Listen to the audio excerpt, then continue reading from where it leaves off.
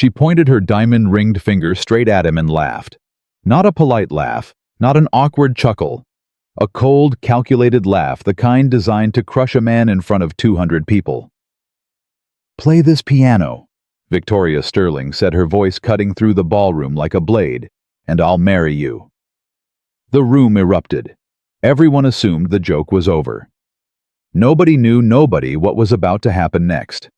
What followed that single moment would destroy one empire, rebuild a broken man, and end up seen by over 40 million people around the world.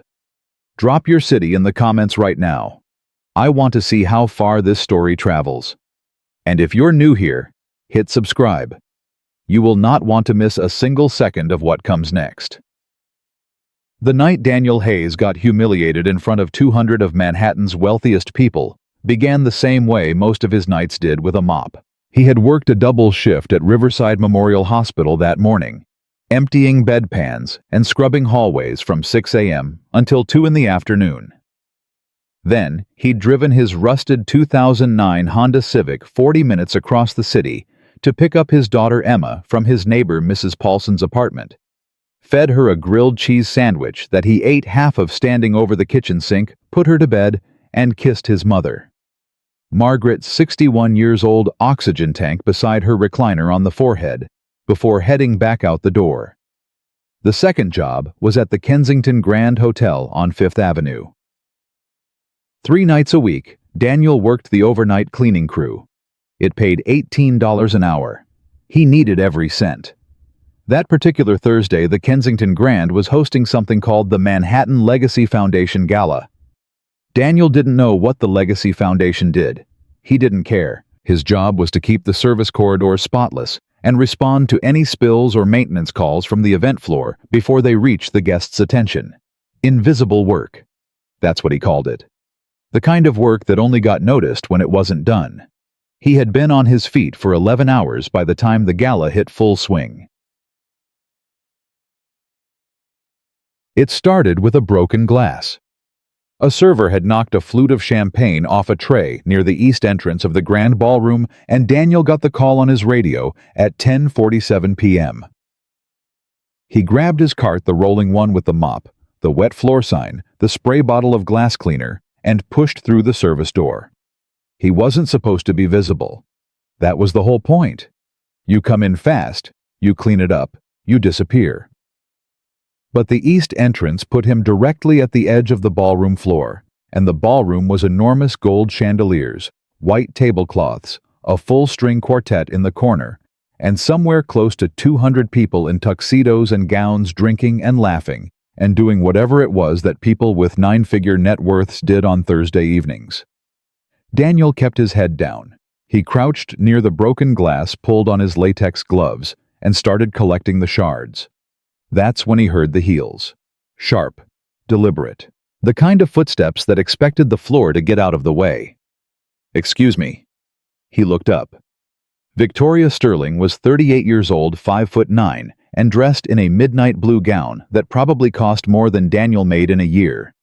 She was the kind of beautiful that came with an asterisk, the kind backed by personal trainers and dermatologists, and the inherited confidence of someone who had never once wondered if the rent would clear. She was the founder of Sterling Capital Group. Her face had been on the cover of Forbes twice. Daniel recognized her the way you recognize a weather pattern, not personally, just as something powerful that you try to stay out of the way of. She was looking down at him the way you look at something stuck to the bottom of your shoe. "You're in the middle of the walkway," she said. "Yes, ma'am. Glass broke. I'll be done in under a minute." "Can you move to the side? We have guests coming through. I need to make sure I get all the pieces. Someone could get cut." She tilted her head. Something behind her eyes sharpened. "What's your name?" "Daniel." "Daniel what?" "Hayes." "Well, Daniel Hayes." She said his name the way you say a word in a foreign language that you find amusing but slightly beneath you. "How long have you worked here?" "About 8 months." And before that, he didn't know why she was asking. But something about the question, the way she leaned into it, just slightly, the way a few of her companions had drifted over and were listening, told him this wasn't small talk. Hospital. I clean at Riverside Memorial in the mornings. She smiled. Just barely. 2 cleaning jobs. Yes, ma'am. That's... She glanced back at her companions, a man in a white tuxedo jacket, a woman wearing what looked like an actual tiara, another man with silver hair, and the particular smirk of someone who found other people's discomfort entertaining. Ambitious, she finished, and the word landed exactly the way she meant it to, like a joke with no punchline. The group laughed, not loud, just enough. Daniel finished collecting the glass shards. He stood up, folded the wet towel, and nodded once. Floor's clear. Have a good evening. He turned back toward his cart. Wait. He stopped. Come here a moment, Daniel. He turned around slowly. The group had grown. 5 people, then 6, then 8, drifting over with their champagne glasses, with that particular ease that comes when you know you are never the one who ends up embarrassed. Victoria stepped slightly to the side and gestured toward the far end of the ballroom. Do you see that piano? He looked. At the far end of the room, under its own soft spotlight, sat a Steinway Model D Concert Grand. Black, gleaming enormous. It was the kind of instrument that didn't just sit in a room, it occupied it. The kind you saw in Carnegie Hall or Lincoln Center. Daniel had no idea whether it was there for decoration or whether someone had actually played it earlier that evening. I see it, he said. That piano, Victoria said, her voice carrying just enough to pull the attention of the nearest tables, costs $350,000. It was played earlier tonight by a graduate of Juilliard. She paused. Do you know what Juilliard is? Yes. I'm just asking. I know what Juilliard is. She smiled again, wider this time. Walk with me. He didn't know why he followed her. Later, when he replayed that moment over and over in the weeks that came after, and he would replay it endlessly with his daughter asleep in the next room and his mother's oxygen machine humming in the background, he still couldn't explain it. Maybe he was too tired to think clearly. Maybe something in the back of his mind had already understood where this was going. Maybe he was just so accustomed to doing what people in nice rooms told him to do that the reflex took over before the judgment could catch up. Whatever the reason, he followed her. By the time they reached the Steinway, the crowd that had drifted behind them numbered close to 40 people. The string quartet had stopped playing. Several guests had turned in their seats. Victoria Sterling had a way of pulling a room's attention without effort, the way a lit match pulls eyes in the dark. She stopped in front of the piano and turned to face him. Sit down, Daniel. I'm working. Sit. Down. He looked at her. He looked at the piano. He looked at the 40 people watching. Ma'am, I don't think... I want to make you an offer, she said, and her voice had gone very smooth, very even, the voice she probably used in boardrooms when she wanted everyone to understand the conversation was over. I've had a lot of champagne tonight, so I'll be honest. This is a joke, this is for fun. But I mean it when I say it. She reached out and rested one hand lightly on the piano's lid. Play this piano, really play it the way it's meant to be played, and I will marry you. The crowd reacted. Laughter, gasps, a few wolf whistles. Someone said, Victoria, in a tone that was half scandalized, half delighted. The man in the white tuxedo jacket actually doubled over. I'm serious, she said louder now for the room. Cash prize too, $100,000 to whoever proves me wrong about... She glanced at Daniel. About the kind of person who pushes a mop for a living. The laughter got louder. Daniel stood very still. He was 33 inches from a $350,000 piano. His hands were still inside latex gloves. His uniform gray pants, gray shirt, the Kensington Grand patch on the left breast pocket was slightly damp from the mop water. His work boots had a small tear in the left toe that he'd been meaning to fix for 6 weeks. He thought about his mother. He thought about Emma asleep right now on a pull-out couch because his apartment only had 1 bedroom, and he'd given her the bed when she turned 4. He thought about his sister Maya, 22 years old, full scholarship to Columbia, the first person in the Hayes family to ever set foot inside an Ivy League institution. He thought about the phone call 3 weeks ago when Maya had told him the scholarship covered tuition, but not housing, and he'd said, "Don't worry about it, I'll figure it out." And then spent the next hour sitting in his car in the hospital parking garage, staring at the steering wheel. He thought about every floor he had ever cleaned, every hospital corridor, every hotel hallway, every office building lobby at 3 in the morning when the whole world was asleep, and he was the only one awake pushing a cart through the fluorescent silence. He thought about his father. Robert Hayes had played piano. That's where it started, in the living room of a small row house in West Philadelphia. A second-hand upright Wurlitzer that his father had bought for $80 from a church sale when Daniel was 5 years old. Robert Hayes had taught himself to play. He wasn't technically trained. Couldn't read sheet music perfectly, but he had the kind of feeling that made people stop talking when he sat down. Sunday afternoons he would play for an hour, sometimes 2, and the whole block seemed to go quiet. Daniel had inherited the ear. He inherited the hands. And unlike his father, he had secretly, obsessively, in every spare hour he could find between ages 8 and 19, taught himself everything he could. Library books on music theory, YouTube tutorials watched on a cracked phone screen, 90 minutes every Sunday morning at the Salvation Army Community Center on Lehigh Avenue, where there was an old upright in the recreation room, and the coordinator, a retired music teacher named Mr. Abernathy, had recognized something in the skinny kid who always arrived first and left last, and had given him private lessons for free for 4 years. Chopin, Liszt, Beethoven, Ravel. He had learned them all in secret, in fragments, in stolen hours. The way some people learn foreign languages, by listening at night with one earbud in, so they don't wake anyone up. Then his father died.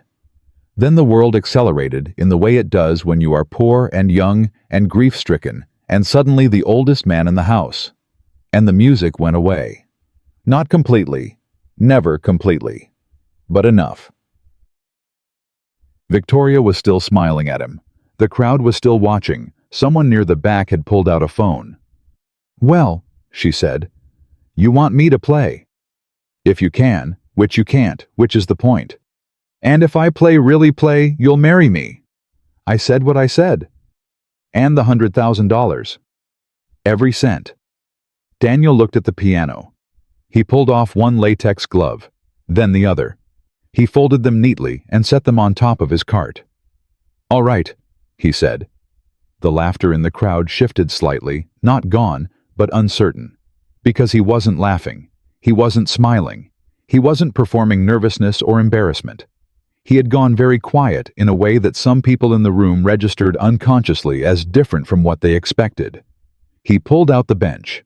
It scraped against the floor, and the sound cut through the room like a knife on crystal. He sat down. He adjusted the bench. Not nervously, deliberately. The way someone does when they know the distance matters. He placed his hands in his lap. He closed his eyes for 3 seconds. He was not praying. He was not gathering courage. He was doing what Mr. Abernathy had taught him to do 17 years ago in a recreation room on Lehigh Avenue. He was listening. Listening to the room. Listening for the silence inside the noise. Finding the place where the music lived before the first note was struck. He opened his eyes. He placed his hands on the keys. "This," he said to no one in particular, to everyone, to the woman standing 3 feet to his left, with her champagne flute and her certainty, "is Chopin. Ballade No. 1 in G minor, Opus 23. And then he played.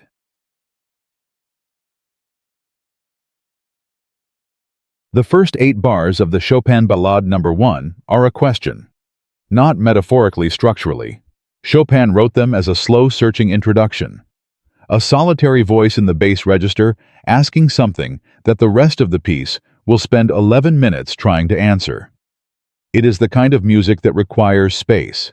It requires restraint. It requires a player who understands that silence is part of the composition. Daniel Hayes played those first 8 bars so quietly that the people at the back tables leaned forward. The laughter stopped. Victoria's smile flickered, because the sound coming from that piano was not the sound of a janitor showing off, fumbling through something half-remembered, performing adequacy to win a joke.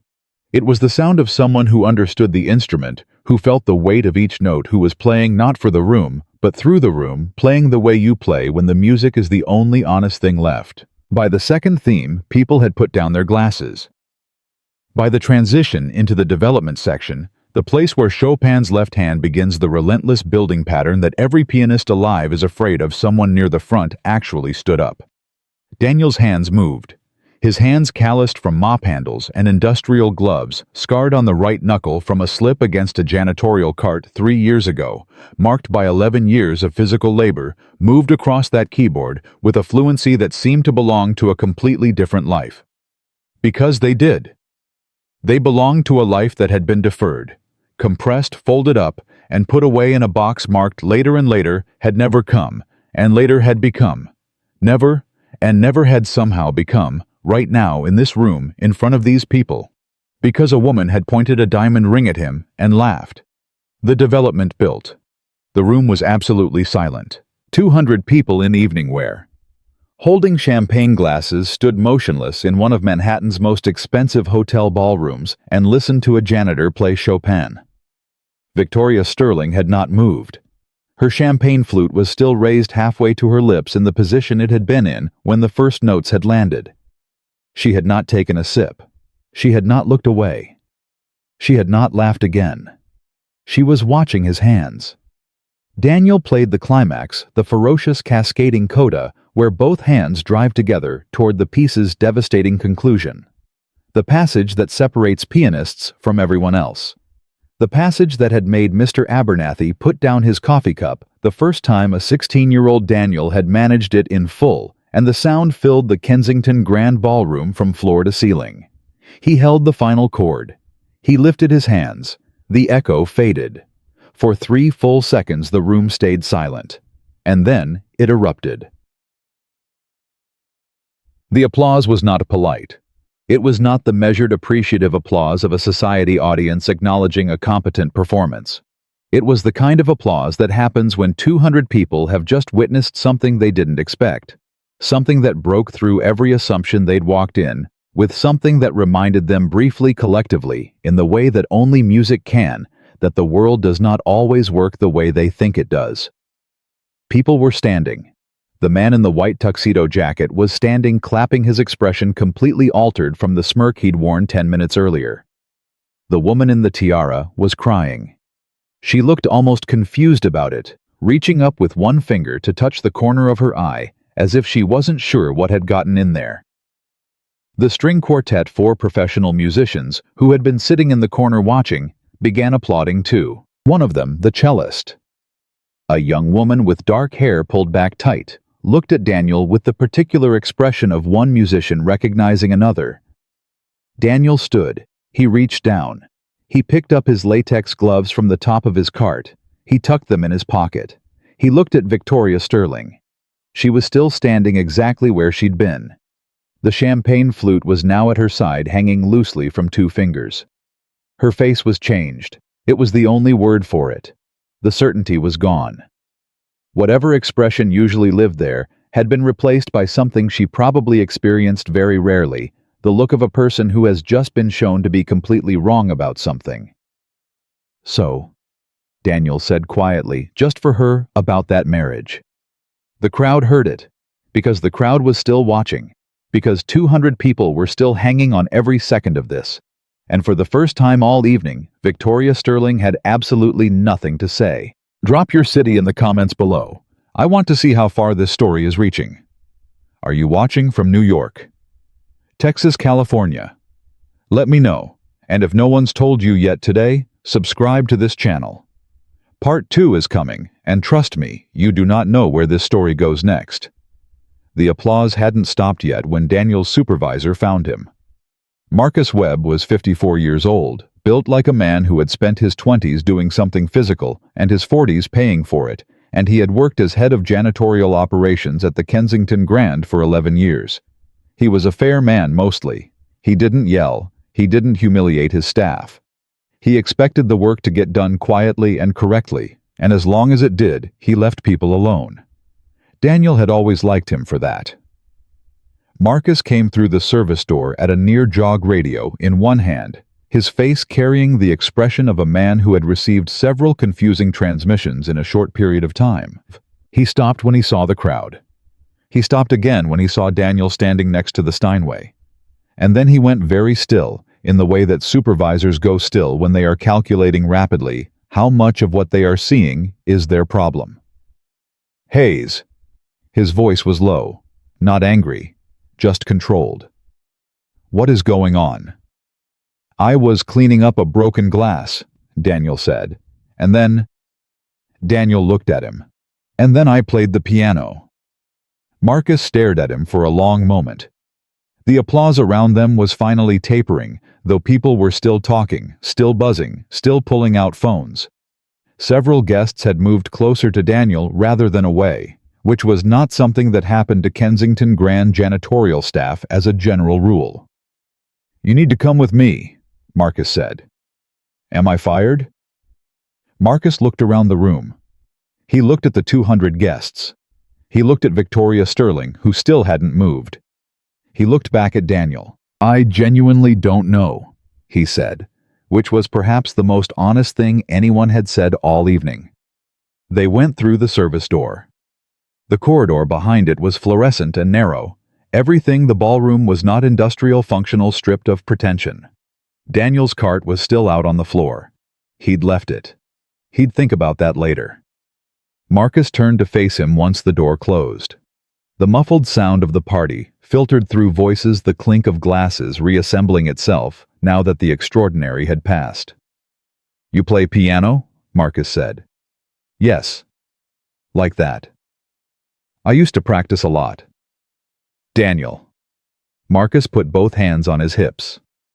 I've known you for 8 months. You've never once mentioned that you play piano. It didn't come up. It didn't... Marcus stopped. Ran one hand over his head. The woman. The one who was standing there. Do you know who that is? Victoria Sterling. She's one of the hotel's primary investors. Her foundation has held 3 events here this year alone. If she complains, she won't. Marcus looked at him carefully. How do you know that... Daniel didn't answer right away. He was thinking about the look on her face. That specific particular look, not anger, not embarrassment exactly, but something more complicated. The look of someone who had just publicly issued a challenge they never expected to lose and was now doing rapid internal calculations about what that meant. Because she's smart, Daniel said finally, and complaining would make it worse for her. Marcus studied him for another moment. Then he did something unexpected.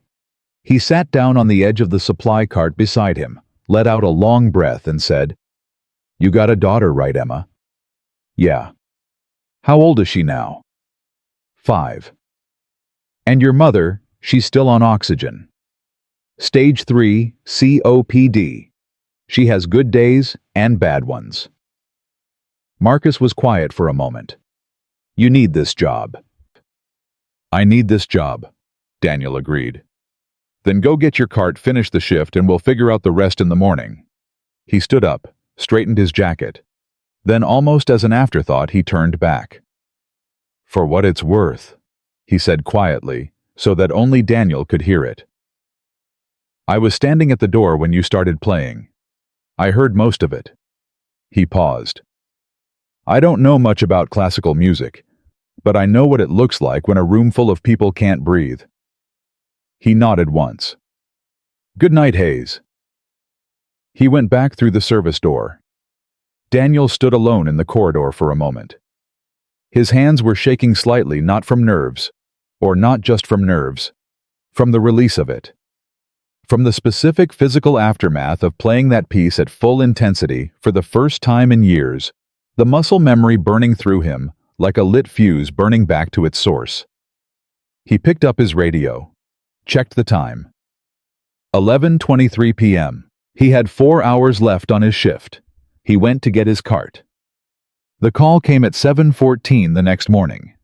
Daniel was in the kitchen making oatmeal, the instant kind, the one Emma liked with the fake maple flavoring. And his phone was on the counter. And when he saw the number, he didn't recognize it, but something made him answer anyway. He almost never answered numbers he didn't recognize. He'd learned not to. Too many debt calls, too many automated voices asking about his vehicle's extended warranty. But he answered this one. "Is this Daniel Hayes?" The voice was a woman's, professional. The kind of brisk, no-nonsense efficiency that comes from a person who makes 60 calls before noon. "It is." "My name is Claire Ashworth. I'm an assistant at Sterling Capital Group. Ms. Sterling would like to meet with you today if you're available." Daniel set down the oatmeal packet. "Meet with me?" "Yes, at our offices on Park Avenue. She has a slot at 2 p.m. "What does she want to meet about?" A slight pause. "She didn't specify the full details with me, Mr. Hayes, but she said to tell you it's regarding last night's event at the Kensington Grand." Another pause, smaller. "And that it's important you come." He looked across the kitchen. His mother was in the living room in her recliner, already awake, the television on low, the oxygen tube looped over her ears. She had one hand resting on the Bible in her lap. She didn't always read it, but she always kept it close. Emma was still asleep in the bedroom. 2 o'clock, he said. "Yes, sir. I'll text you the address." "I know where Park Avenue is." "Of course." Another small pause. "Mr. Hayes, I wasn't there last night, but I saw the video this morning." She stopped, as if she'd surprised herself by saying it, then quickly. "We'll see you at 2. She hung up. Daniel stood holding the phone. The video. He hadn't thought about the video. He'd seen the phone come out that man near the back right when Victoria was making her offer recording. He'd noted it the way you note background details when your attention is mostly elsewhere. He hadn't thought about it afterward. He'd been too focused on getting through the rest of the shift, getting home, checking on his mother sleeping for 5 hours, getting up. He set the phone down and pulled up the browser. Typed his own name. He felt strange doing it, like reading someone else's mail, and what came back made him sit down. The video had gone up at 11:58 the previous night, less than an hour after he'd finished playing. 47 seconds long shot on a phone slightly shaky, but clear enough. It started with Victoria's voice. "Play this piano, and I'll marry you." And then it cut to Daniel sitting down adjusting the bench, and then the first notes of the ballad filling the ballroom. The clip ended just before the coda with a wide shot of the room, 200 people dead silent, staring at the man at the piano. By 7:14 a.m., it had been viewed 4.3 million times. The comments were still loading. There were too many of them to count. He closed the browser. He finished making Emma's oatmeal. Yet, he didn't tell his mother about the video. She would see it eventually. His mother had a Facebook account she'd managed to set up herself with the help of Mrs. Paulson down the hall, and she was more online than she let on. But he wasn't ready to explain it yet. He wasn't sure he could explain it because he wasn't sure he understood it himself. What he had done last night had not been planned. That was the thing people would assume, that he'd had some kind of strategy, that he'd walked into that ballroom, knowing what might happen, and prepared for it. That was not true. He had gone to work. He had cleaned up a broken glass. A woman had pointed at him and laughed, and something inside him had decided in a fraction of a second that the laughter was the last thing he was willing to accept. He had not been brave. He had been done. There is a difference. Bravery is a choice made in calm water. What Daniel had felt last night was something closer to the end of a very long rope, and he had held on to that rope for so many years through his father's death, through community college, dropped for financial reasons, through the succession of jobs that each paid just enough to make the next month possible, and last night the rope had simply run out and he had let go. He wore his cleanest clothes to the Park Avenue meeting. Dark slacks, a blue button-down shirt that his sister Maya had bought him for Christmas 2 years ago. He polished his shoes. He was aware of how he looked, aware that he was going into a building where the lobby probably had better furniture than his entire apartment.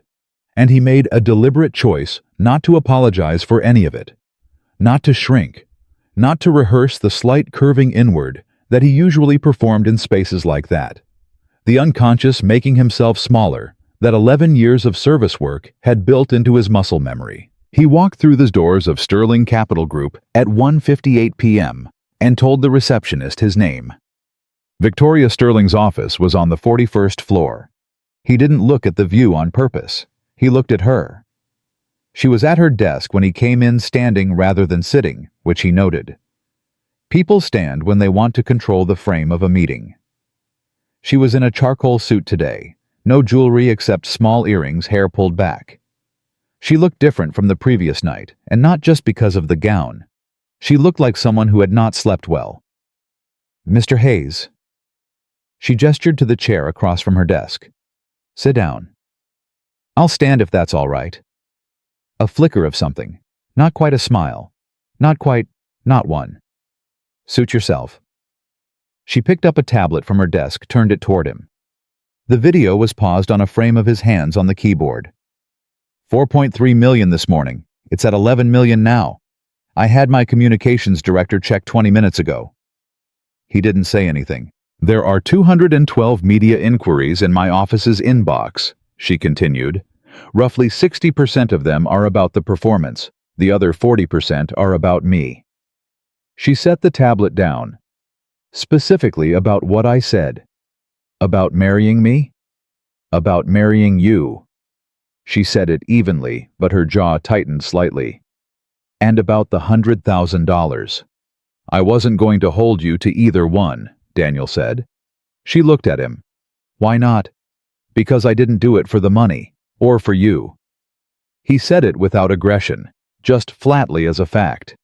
"I did it because I was tired." "Tired of what?" "Of being invisible." The office was very quiet for a moment. 41 floors up the city made no sound. Victoria walked around her desk, not toward him, just to the side of it, putting herself at a different angle. She crossed her arms. "I want you to understand something," she said. "What I said last night was—" She stopped. Started again. "I have said careless things before. I have said things I regretted. I have never said anything that ended up on the front page of 3 newspapers and the top of every social media platform simultaneously by 10 o'clock the next morning. That's because you were usually saying them to people who couldn't do anything about it." The words landed. She heard them. He watched her hear them, the slight stillness, the controlled breath. "Yes," she said finally, and it cost her something to say it. He could tell. That's probably true. He hadn't expected that. He'd expected defensiveness, or lawyers, or a check slid across a desk with a non-disclosure agreement attached to it. He hadn't expected yes.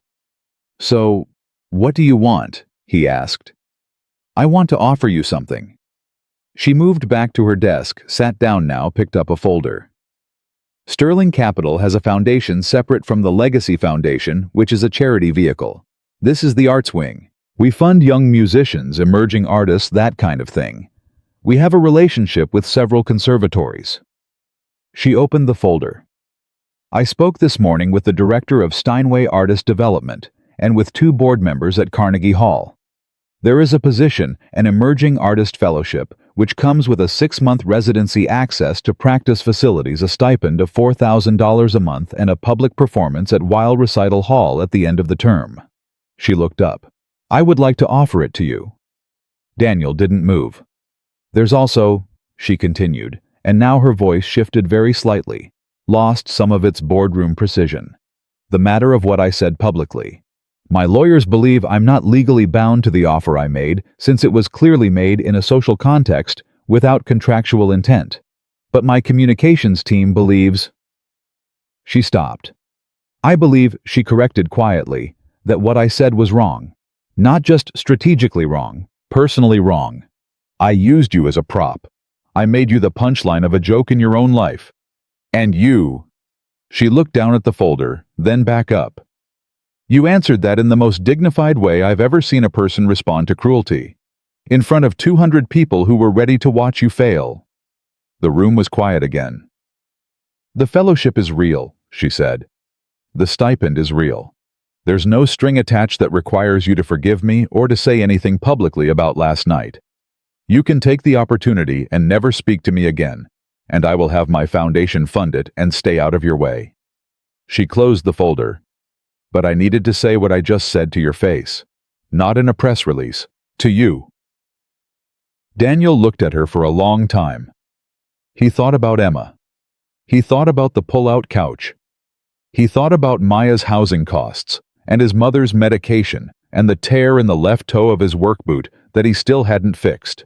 He thought about his father at the Wurlitzer on Sunday afternoons, playing with his eyes closed, playing for no one and everyone playing, because the music was the truest thing he knew how to do. $4,000 a month, Daniel said. Yes, for 6 months. With the possibility of extension depending on the outcome of the recital. He was quiet for another moment. "I have a daughter. She's 5. I can't take a fellowship that requires me to be somewhere full-time during school hours." "The residency is flexible. Practice time is scheduled around your availability. The only fixed commitments are 2 master classes per month and the final recital." "And my other jobs?" She held his gaze. "Mr. Hayes, with the stipend and the profile this opportunity would give you, I don't think you'll need the other jobs for much longer. But that's your decision to make." He looked out the window then, just for a moment. The city spread out below in every direction. Vast, indifferent, full of people, pushing carts through service corridors and sleeping on pull-out couches and working double shifts and holding on to things that the world kept trying to take from them. "I'm going to need some time to think about it," he said. "Take whatever time you need." "A week." "That's fine." He nodded. He picked up his jacket from the arm of the chair he hadn't sat in. He was almost to the door when she spoke again. "Mr. Hayes." He turned.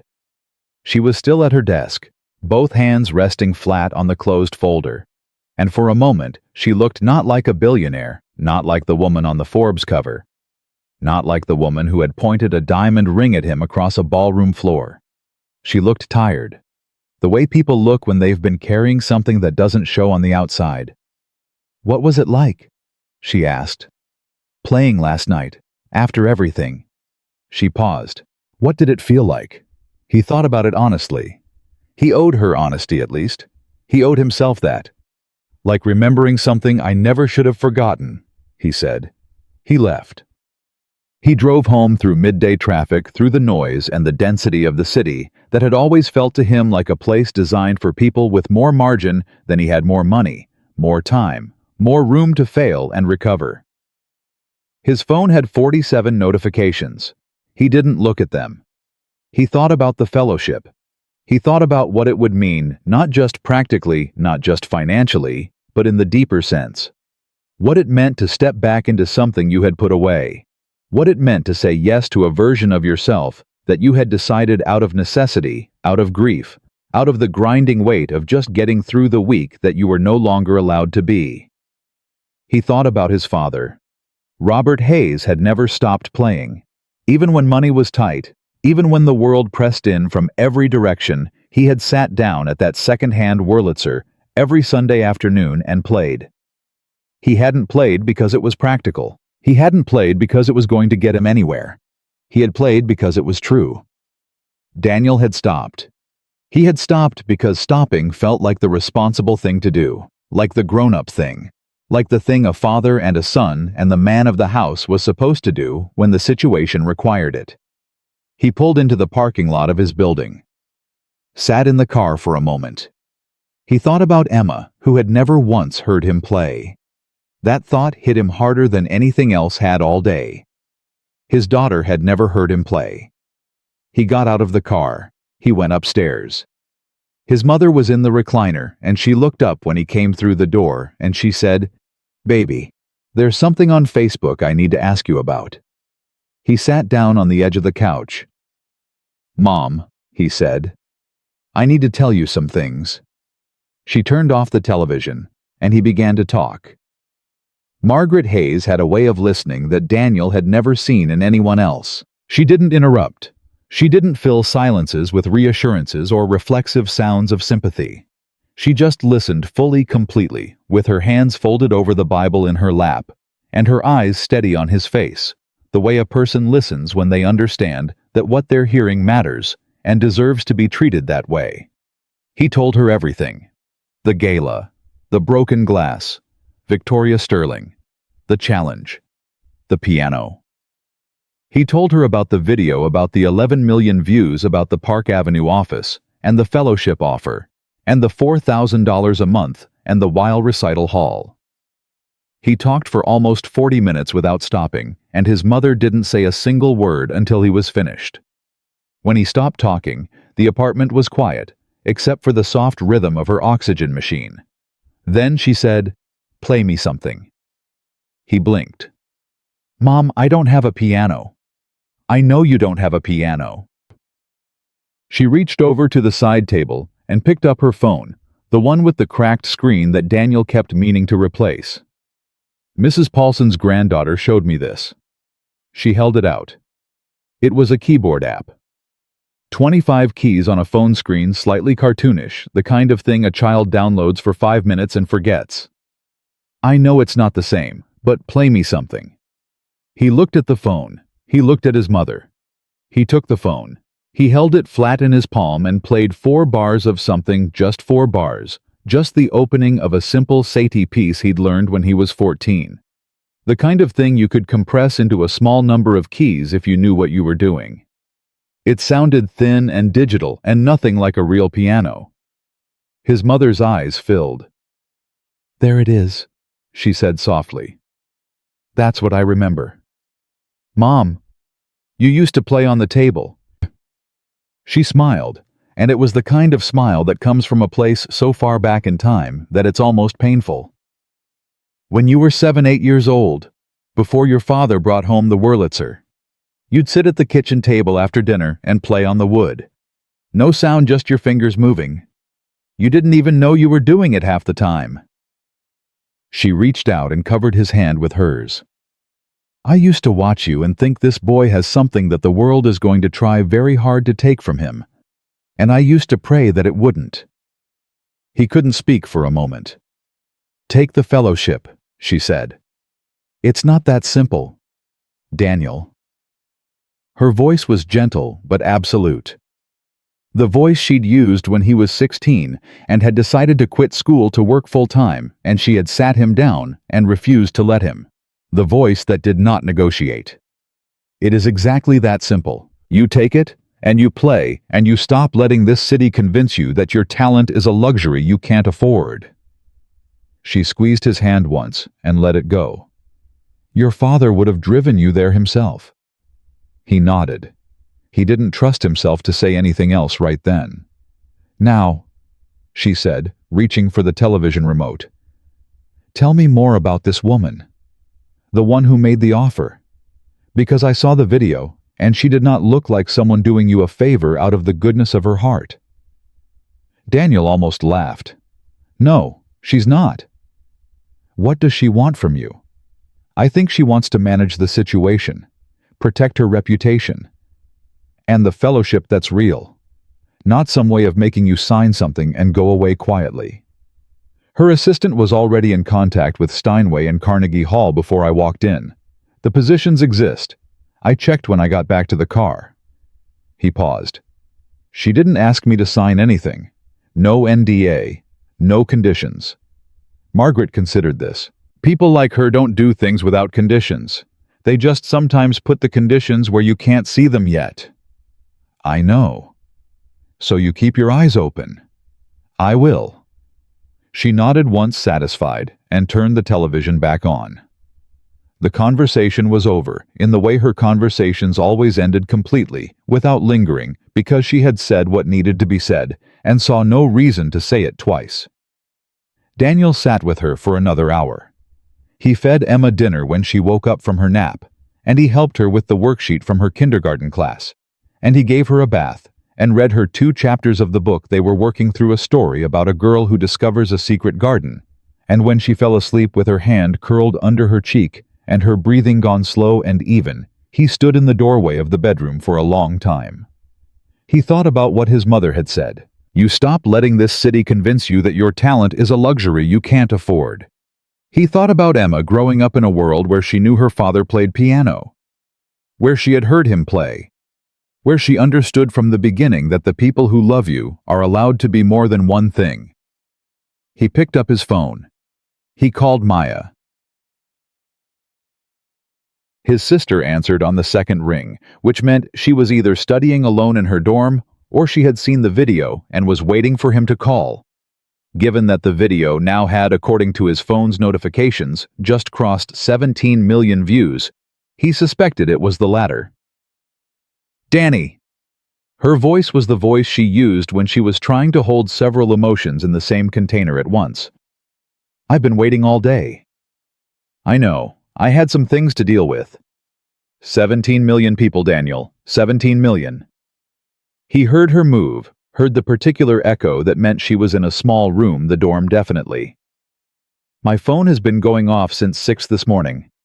My roommate showed me the video at 6:15 and started crying, and I didn't even know why I was crying until halfway through, and then I couldn't stop. A beat. Did you know that was going to happen? No. Nothing. No part of you knew. Maya. He kept his voice even. I went to clean up a broken glass. She was quiet for a moment. Then, tell me about the woman, Sterling. I met with her today. The silence on the other end was very loud. You what? He told her about Park Avenue.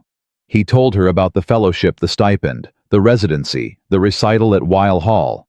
He heard Maya process it in real time, the quick intake of breath, the silence, the sound of her sitting down somewhere. 4,000 a month, she said. Yes. Daniel, that's more than you make combined. I know. So you're taking it. I'm still thinking. What is there to think about? Her voice had taken on the particular intensity that it always took when she felt he was being stubborn in the wrong direction. Maya had been the sharp one, the quick one, the one who had skipped a grade and argued with her teachers and read 3 books simultaneously and gotten into Columbia and called Daniel from the acceptance office lobby at 11 p.m., crying so hard she could barely speak. She loved him without question. She also had very little patience for what she called his responsible martyrdom, which was her phrase for the habit he had of sacrificing things for people who hadn't asked him to. You have been working 2 jobs since you were 22 years old. You have not played a piano in front of anyone since when Dad's funeral. That was 9 years ago, Daniel. 9 years. And now the universe is handing you a door, and you're standing outside it going, let me think about whether I should walk through. It's not that simple. Because of Mom. She can manage. Because of Emma. Because of your housing. Because I have responsibilities that don't pause because an opportunity showed up. The stipend covers all of that. You just told me, I know what it covers. I'm saying I need to make sure. I need to think it through, not just jump at it because it sounds good. There was a brief silence. When Maya spoke again, her voice was quieter. You're scared. He didn't answer. Danny, you're scared. Not of the responsibility. You're scared of the piano. That's not... You walked away from it, after Dad died.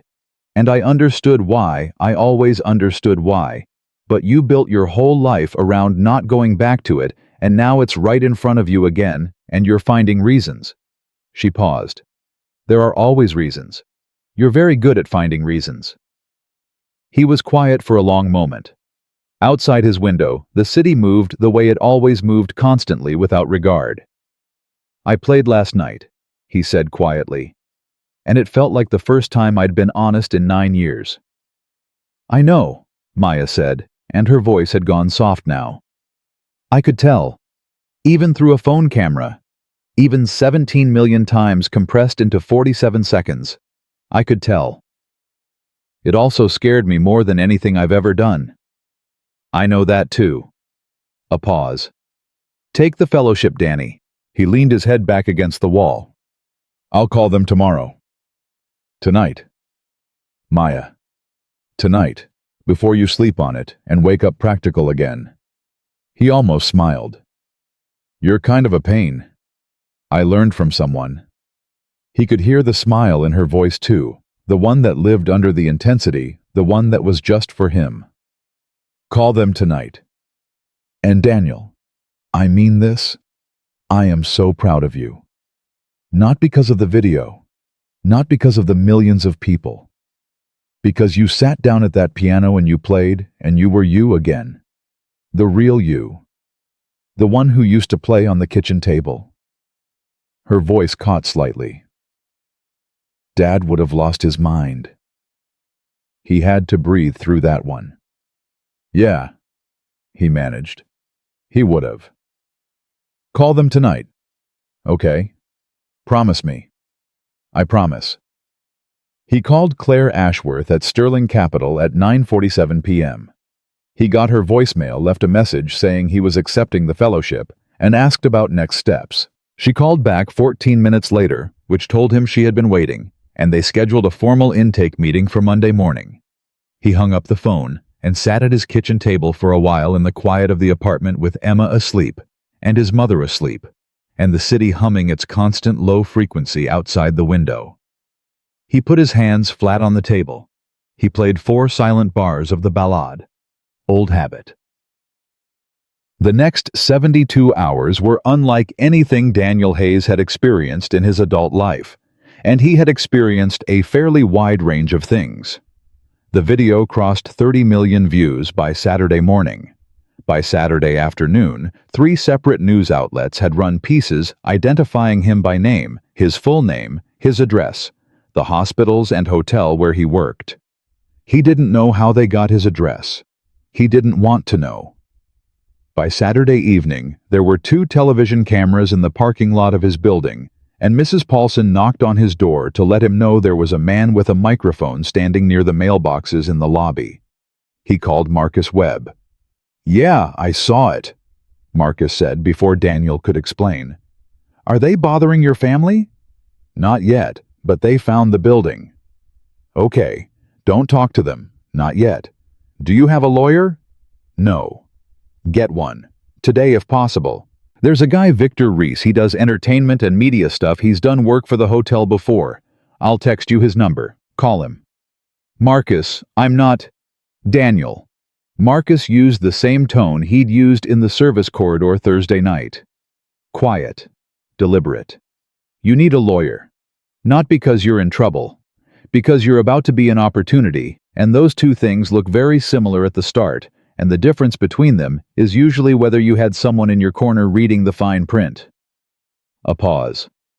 I'll text you his number. Victor Reese was a compact, efficient man in his mid-50s who wore reading glasses on a chain around his neck and spoke in complete paragraphs.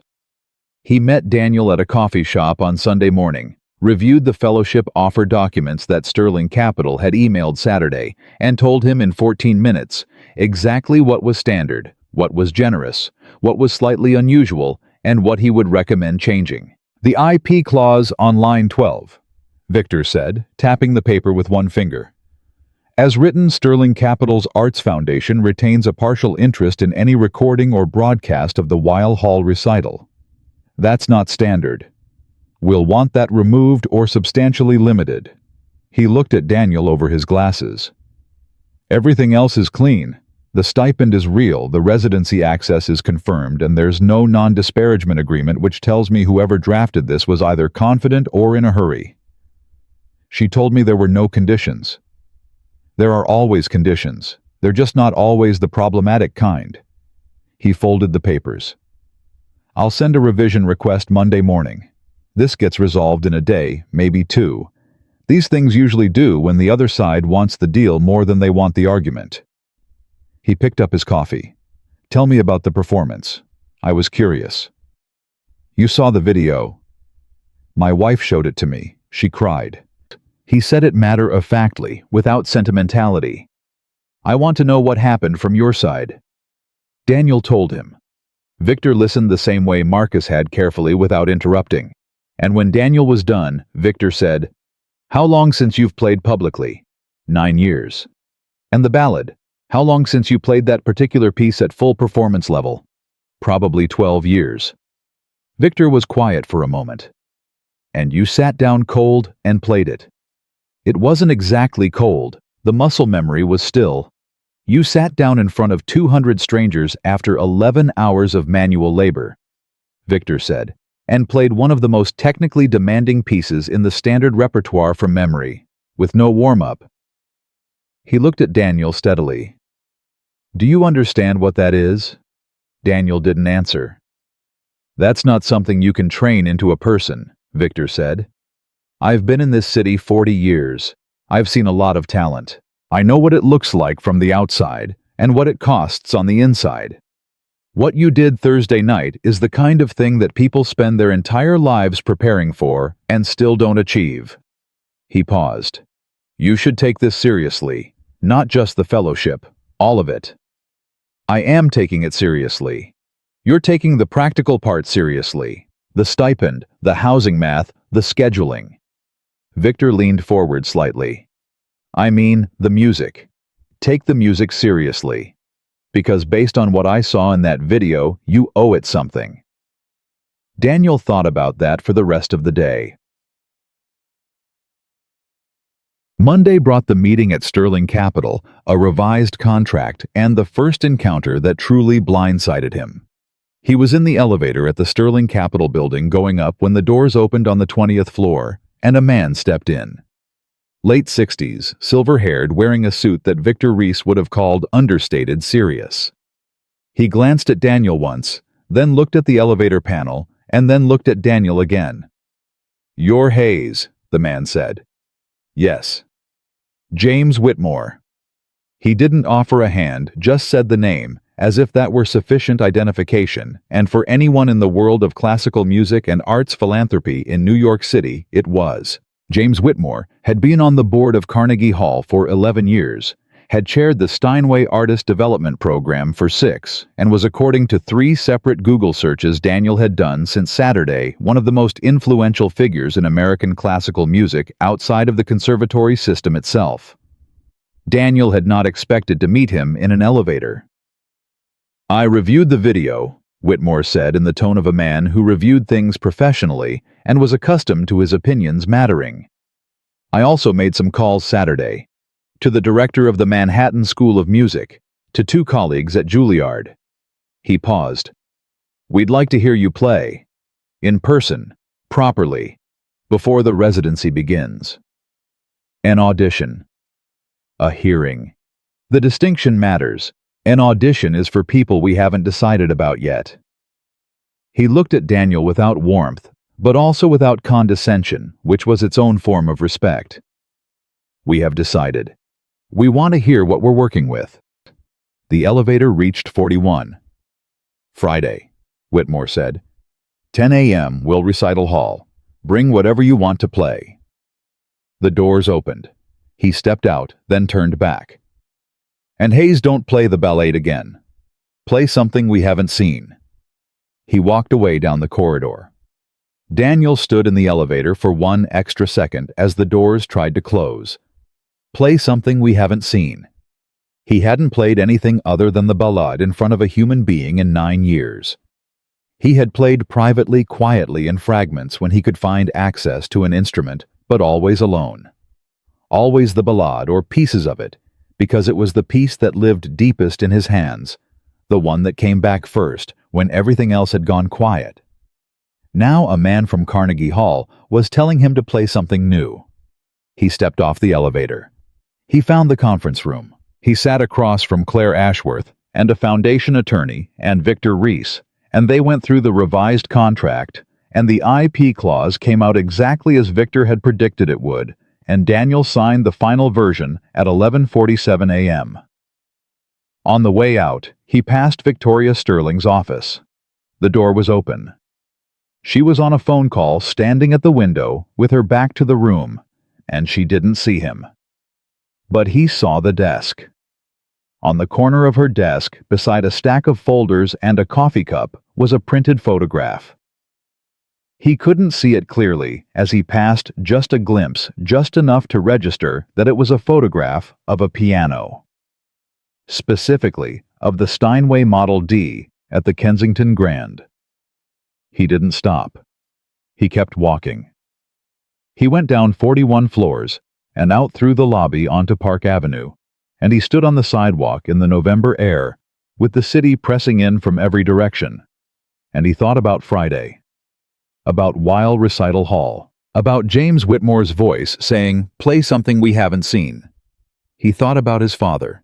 He thought about the Wurlitzer on Sunday afternoons, and the way Robert Hayes used to play with his eyes closed, and his whole body slightly moving, not performing, not showing off, just present in the music, the way some people are present in prayer. He thought about a piece he hadn't touched in 15 years, a piece his father had loved, a piece that was, if he was honest with himself, the reason he had learned to play at all. Not Chopin, not the ballade, but something older and quieter and more personal, something that lived not in his training, but in his bones. He pulled out his phone. He texted Maya, "I need to find a piano to practice on. Starting today. Do you know anyone at Columbia with access to a practice room?" Her response came back in 40 seconds. "Already on it. My friend Petra is a music major. She can get you in tomorrow morning at 7. Also Danny. I looked up the piece. The one Dad used to play. You know which one I mean." He stared at the message. He hadn't mentioned any piece to her. She knew anyway. She'd always known. He typed back, "Yeah. I know which one. Play that one," she wrote. "Play it for him." He put the phone in his pocket and started walking toward the subway. He had 4 days. He had a piece that lived in his bones and hadn't been touched in 15 years. He had a daughter who had never heard him play. He had a father who had believed every Sunday afternoon at a second-hand Wurlitzer in West Philadelphia that music was the truest thing a person could do. 4 days. He started quietly to remember. Petra Vasquez was 23 years old, a third-year piano performance major at Columbia, and she had the particular directness of someone who had spent her entire life in rooms where talent was the only currency that mattered. She met Daniel at the entrance to Dodge Hall at 6:58 Tuesday morning, looked him up and down, once the way musicians assess other musicians, not unkindly, just accurately, and said, "Room 114 is yours until 9. The Yamaha in there is better than it looks. The action on the upper register is a little stiff, but you'll adjust in 10 minutes. "Thank you for doing this," Daniel said. "Maya said you needed it." She handed him a key card. "She also said you haven't had regular access to an instrument in years." "That's right." She looked at him again. "The video's at 42 million. "I know. I showed it to my professor, Dr. Ellison. She teaches advanced performance. She didn't say anything for about 30 seconds, and then she said, 'That man has the most natural rubato I've heard in 20 years. Petra paused. "That's a significant thing for Dr. Ellison to say." "What's rubato?" She blinked. Then she smiled, not condescendingly, but with genuine surprise. "It means you play with time, the way a singer breathes. You bend it, stretch it, pull it back. It's the thing that separates technical playing from actual music. Most people spend a decade trying to learn it." She looked at him steadily. "You just have it." He didn't know what to say to that. "Room 114, she said again, and walked away. He hadn't been alone with a piano since the previous Thursday night, and sitting down on the bench in room 114, adjusting it the same way he'd adjusted the bench at the Kensington Grand, felt like stepping back into a conversation that had been paused mid-sentence.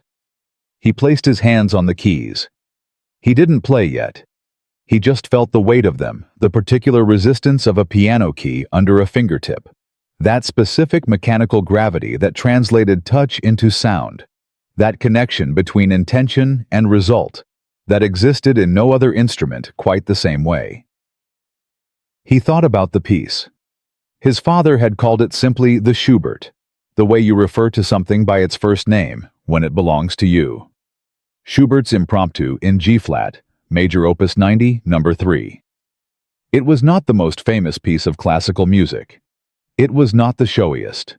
It made no demands on the audience. It asked nothing of the listener except quiet attention, and in return, it gave something that was harder to name than technical precision or emotional power. It gave the feeling of being understood.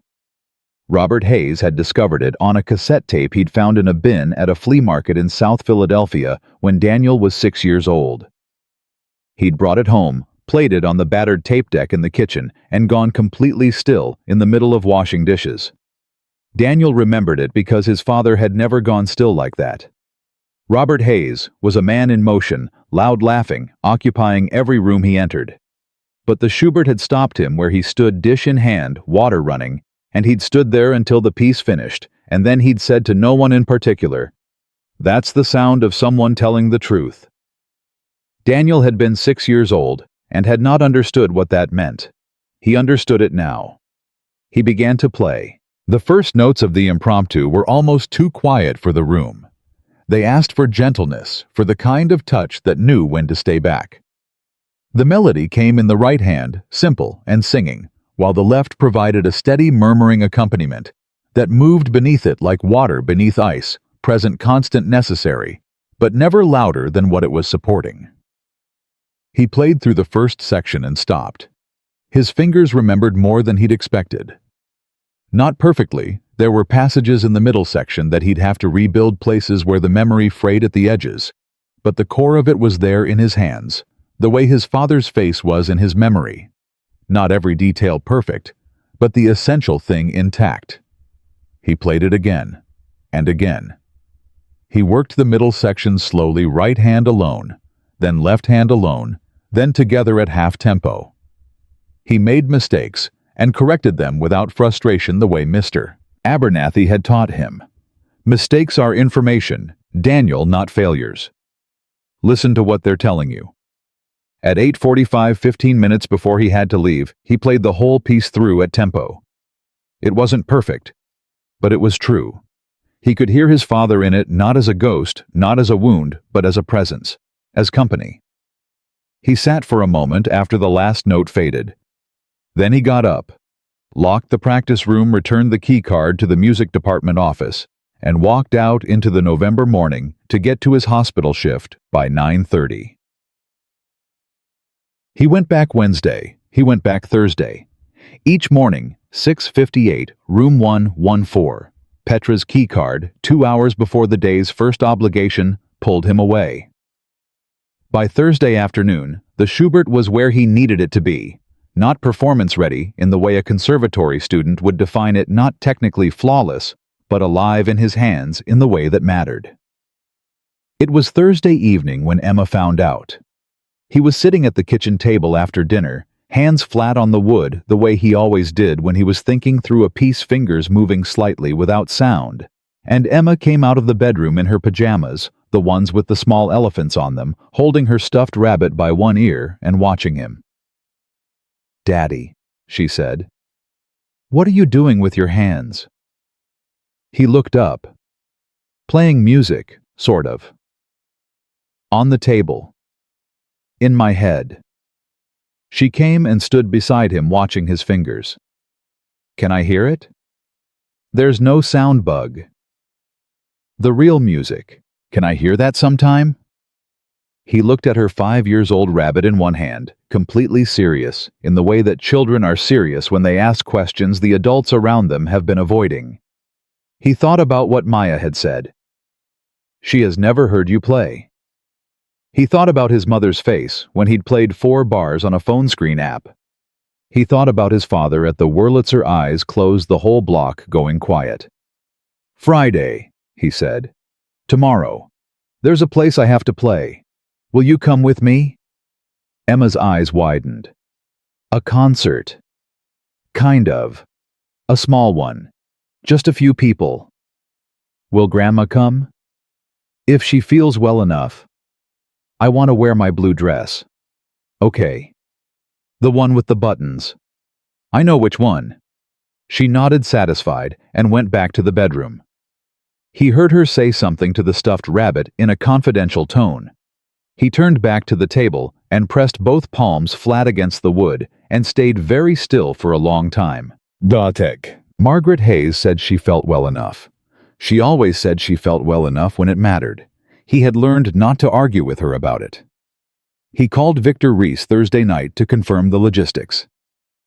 Victor told him James Whitmore would be present along with Dr. Elena Okafor, director of the Steinway Artist Development Program, and 2 members of the Weil Recital Hall Programming Committee. Possibly 4 or 5 others, informal but attentive. "How are you feeling?" Victor asked. "Fine." "That's not what I asked." Daniel paused. "Nervous." "Good. That means you understand the stakes." "A beat." "What are you playing?" "Schubert, Impromptu in G-flat Opus 90 No. 3. Silence on the other end for a moment. "Not the Chopin." Whitmore said, "Not the Ballade." "I know what he said. I'm asking why the Schubert." Daniel thought about how to answer that honestly. "Because it's my father's piece," he said. "And I think it's time I played it for someone." Victor was quiet for 3 seconds. "That's the right answer," he said. "Get some sleep." Emma wore the blue dress with the buttons. Margaret moved slowly but steadily, the portable oxygen unit smaller than the home one, the one they used for outings, in a bag on Daniel's shoulder. Emma held her grandmother's hand and asked approximately 40 questions during the subway ride about where they were going and what a recital hall was and whether the piano would be as big as a house. "Bigger than our apartment," Daniel told her. Emma considered this gravely. "Bigger than the whole building. Definitely not the building. But bigger than our apartment. Much bigger."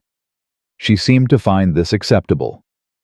Weil Recital Hall sat inside Carnegie Hall's building on 7th Avenue, smaller than the main hall, but no less serious. 268 seats, dark wood, the specific acoustic perfection of a space designed from the ground up to let music sound exactly like itself. Daniel had never been inside it. He'd walked past Carnegie Hall hundreds of times in his life, and had never once thought he would walk through its doors as anything other than a person on a sidewalk. Claire Ashworth met them at the stage entrance. She looked at Emma and Margaret with a momentary surprise that she controlled quickly and professionally. "Mr. Hayes, good morning." She looked at Emma. "And who is this?" "Emma Hayes," Emma said very seriously. "I'm 5. "Emma, it's wonderful to meet you." Claire looked at Daniel. "We have seats for your family in the front row. Mr. Whitmore and Dr. Okafor are already inside." He helped his mother with the steps. Emma held the door. They settled into the front row, Margaret in the aisle seat where she had room for the oxygen bag, Emma in the next seat already on her knees looking at the stage, and Daniel went backstage. James Whitmore was standing near the stage entrance when Daniel came through, talking quietly with a woman Daniel hadn't met, Dr. Elena Okafor. He assumed mid-50s, natural hair, reading glasses pushed up on her forehead. Whitmore nodded when he saw Daniel. "Hayes, on time." "Yes, sir." "You know Dr. Okafor?" "By name." Daniel extended his hand. "It's an honor." Dr. Okafor shook it and studied his face the way musicians study each other, looking for the thing that doesn't show in videos. "I've watched the footage 6 times, she said. "I kept listening for the moment where the technical foundation would show a gap, something undersupported, some passage that got through on feeling alone." She tilted her head.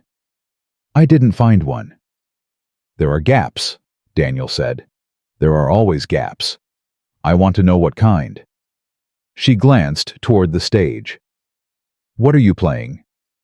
"Schubert, Impromptu in G-flat." Her expression shifted slightly. Not surprise exactly, more like recalibration. "Why that piece?" "It's the right one for today."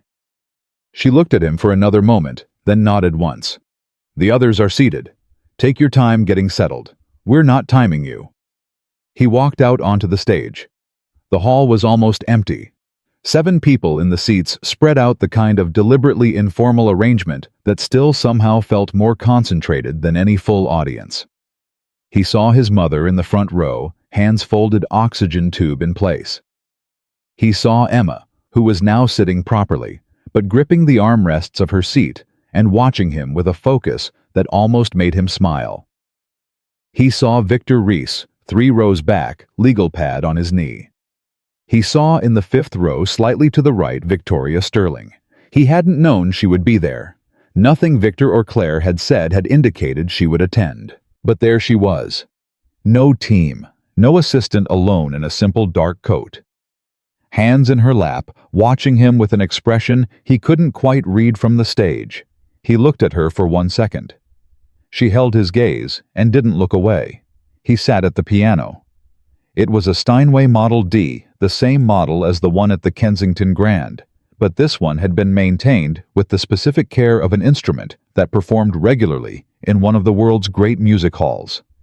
The action was different, lighter, more responsive, like the difference between driving a car you've borrowed and driving one that knows your hands. He adjusted the bench. He placed his hands in his lap. He found the silence inside the room the way Mr. Abernathy had taught him. He looked at Emma. She was watching him with both hands now pressed flat against her knees, leaning slightly forward, the blue dress with the buttons, her hair in the 2 braids he'd done that morning, imperfect braids, the best he could manage, 2 slightly uneven loops that she had declared perfect and he had felt obscurely proud of. She was looking at him the way children look at something that is about to happen for the first time, with the whole of herself. He thought about his father. He thought about a 6-year-old boy standing in a kitchen in West Philadelphia, listening to a cassette tape, watching his father go still in front of a running sink. That's the sound of someone telling the truth. He placed his hands on the keys, and he played. The Schubert Impromptu in G-flat major is not a piece that announces itself. It does not open with drama or demand. It begins like a conversation already in progress. A melody that enters quietly, naturally, as if it has been there all along, and you are only now close enough to hear it.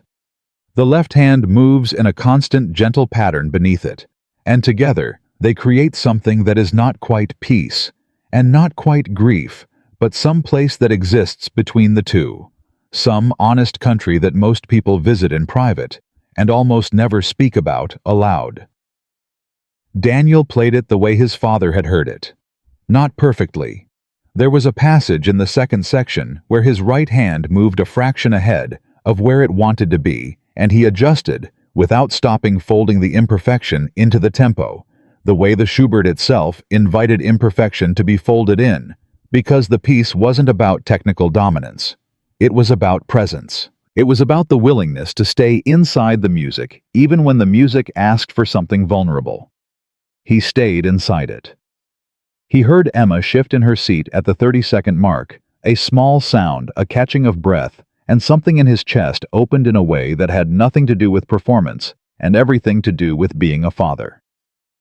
He played through the lyrical central section, the place where the melody doubles back on itself and deepens, where the left hand's murmuring pattern opens briefly into something wider before pulling back.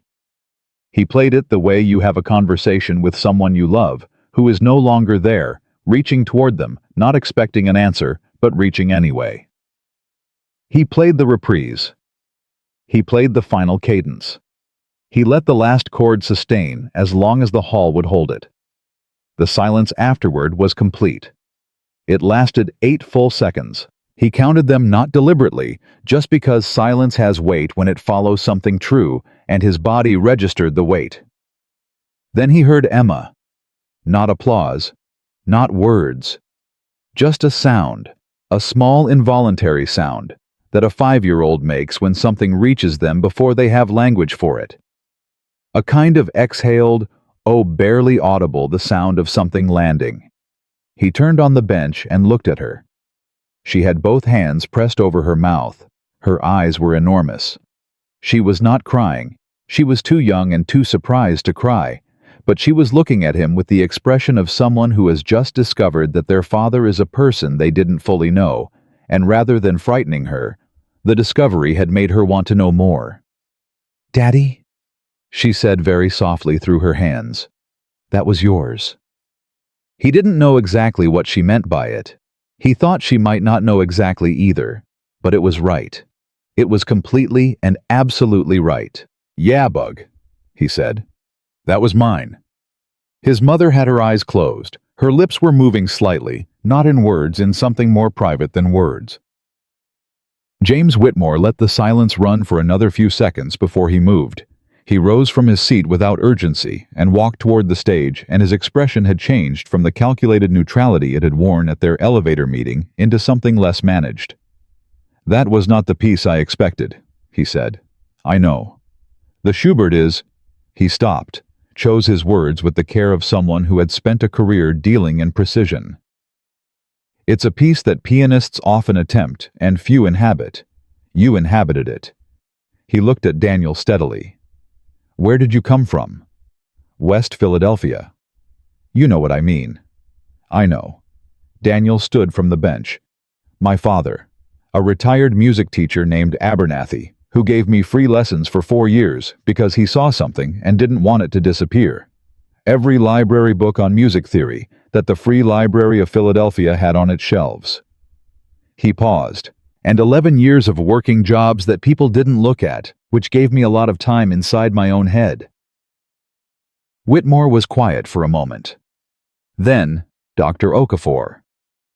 Elena Okafor had come down from her seat and was standing at the edge of the stage, arms crossed, looking at Daniel with the expression he'd seen on Petra's face in the music department hallway, the expression of a musician recognizing something that their training had taught them to identify but couldn't teach them to manufacture.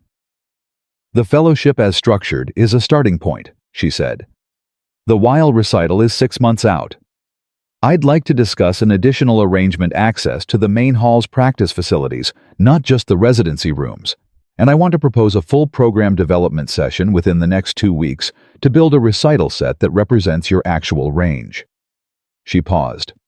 "Not just the pieces you know. We'll find new ones, the right ones." "I have a job," Daniel said, "2 jobs, and a daughter and a mother who need me available." "We'll work around your schedule." She said it simply. "We do this for artists we believe in." He looked at her. "You believe in me after 1 piece." She held his gaze. "I believed in you after 47 seconds of phone footage at 42 million views. This morning confirmed it." She unfolded her arms. "The question isn't whether I believe in you. The question is whether you're ready to believe in yourself." He didn't have an answer for that, not a clean one. But he thought about what Victor had said, "You owe the music something." He thought about Emma's face hands pressed over her mouth, "That was yours." He thought about his father at the Wurlitzer, and about 9 years of folded-up silence, and about the end of a very long rope. "Tell me about the program development session," he said. Whitmore, standing to the side, allowed himself something that was almost a smile. Victoria Sterling came backstage afterward. He was standing with Emma, who had insisted on seeing the piano up close, and was now pressing middle C very carefully with one finger, and listening to it sustain with an expression of deep scientific interest when he heard footsteps on the stage stairs and turned. She stopped a few feet away. She looked at Emma, then at Daniel. For a moment, neither of them spoke. "I didn't tell anyone I was coming," she said. "This wasn't a Sterling Capital event. I came on my own." "I know." "I wanted to hear—" She paused. "I wanted to hear what you play when no one has dared you to." He let that sit between them for a moment.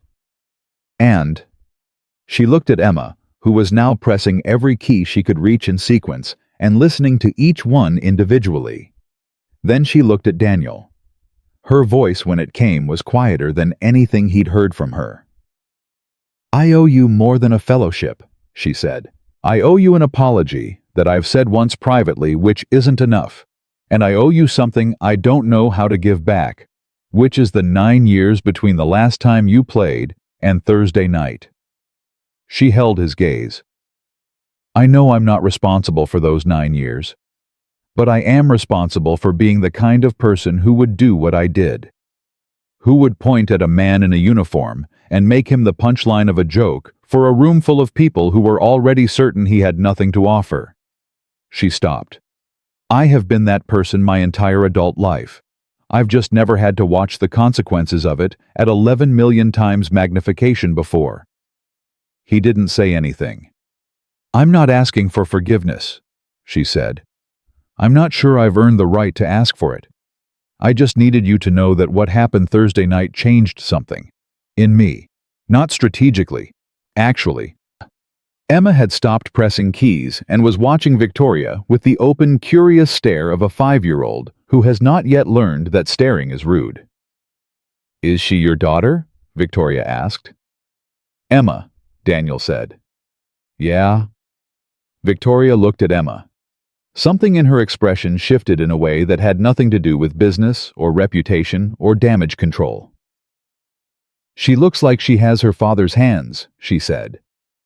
Emma looked at her own hands and then at Daniel's. Then, with the complete social confidence of a 5-year-old who has decided she likes someone, she held one out toward Victoria. "My name is Emma Hayes," she said. "I'm 5. My daddy played music, and it was his." Victoria looked at the small, extended hand. She reached out and shook it. "I know," she said. "I could tell." They rode the subway home, the 3 of them. Daniel, Emma, Margaret, in the mid-morning lull, when the cars were half empty, and the city moved past the windows in its usual dense and indifferent way. Emma had fallen asleep against Daniel's arm before they crossed 72nd Street, rabbit tucked against her side blue dress, slightly wrinkled, now the braids still holding. Margaret was watching her granddaughter sleep. "She's going to want to learn," she said. "I know." "Piano. You know that's where this goes." "I know, Mom." "Your father would say that's the whole point." She was quiet for a moment. "He used to say that music isn't something you keep to yourself. He said it's like water, the more you share it, the more it stays clean." Daniel looked at Emma's sleeping face. He thought about 6 months. About Weil Recital Hall.